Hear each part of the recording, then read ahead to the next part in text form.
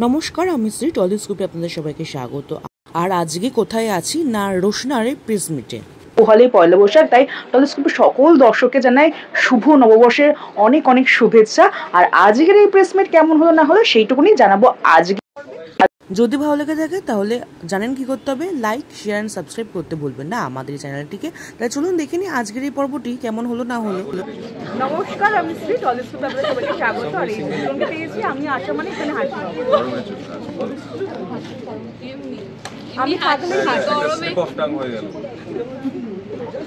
প্রথমে জিজ্ঞেস করবো যে কাজ করার অভিজ্ঞতাটা কেমন হচ্ছে, একদম নতুন ধারাবাহিক।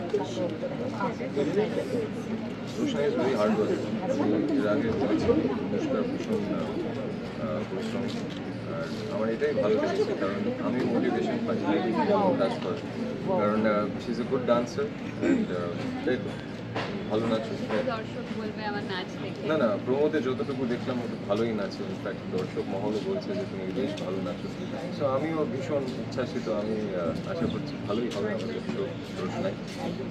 তুমি সন্ধ্যার সাথে কাজ অভিজ্ঞতা খুবই ভালো লাগছে সন্ধ্যার সাথে কাজ করে। প্রোমোর দিন থেকে, অ্যাকচুয়ালি প্রোমোর দিন যখন আমি ফার্স্ট শুট করছি তখন আমি খুবই নার্ভাস হয়ে গেছি, কারণ আমার হঠাৎ করে মনে হচ্ছে যে আমি কী করছি, আদৌ পারছি কিনা, চরিত্রটা বুঝতে পারছি না। তো সন্ধ্যা সেদিনকে আমাকে খুব হেল্প করেছে চরিত্রটা বুঝতে, যে তুমি এইভাবে বলো, এরকমভাবে করা যেতে পারে।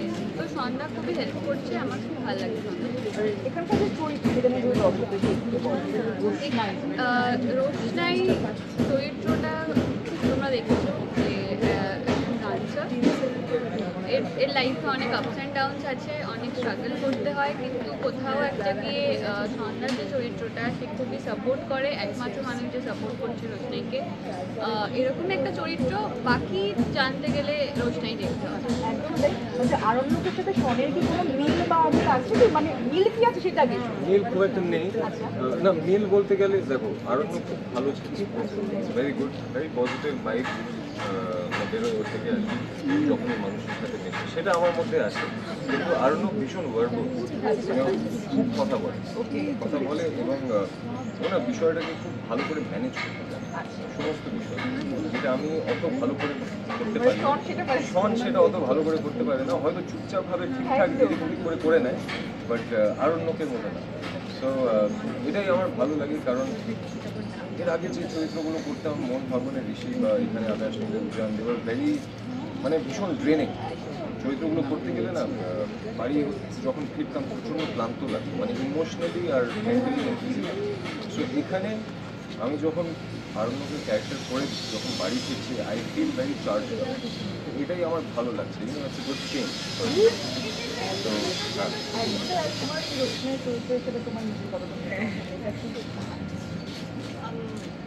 এখনো খুব একটা মিল আমি খুঁজে পাইনি সেরকম ভাবে।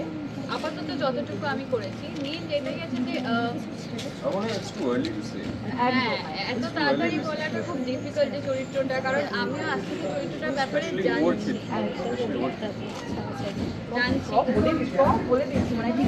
শুরু থেকে একদম সাপোর্ট করছে, জানি যে না কিভাবে ম্যানেজ করতে হবে, একদম তাই তো।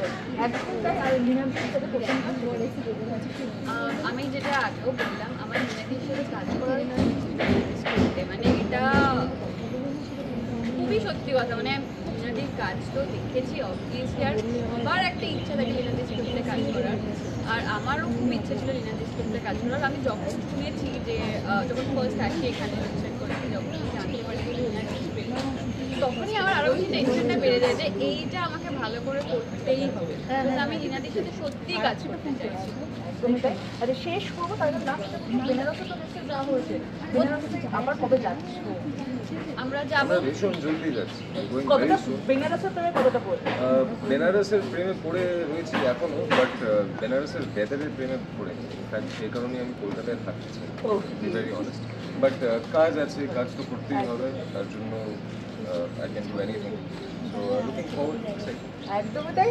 রাত পোহালে পয়লা বৈশাখ, তো দর্শকদেরকে কি বলবে?